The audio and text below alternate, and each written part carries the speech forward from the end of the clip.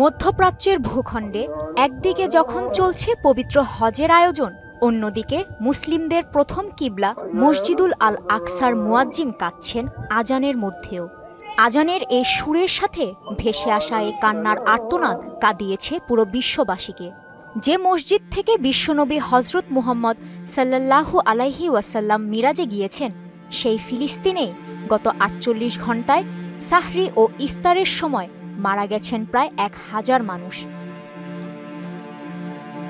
একদিকে আরব দেশের মুসলিমরা ইফতার সাজাচ্ছেন, অন্যদিকে স্বজনদের ছিন্ন ভিন্ন দেহ খুঁজতে ব্যস্ত ফিলিস্তিনের মুসলিমরা।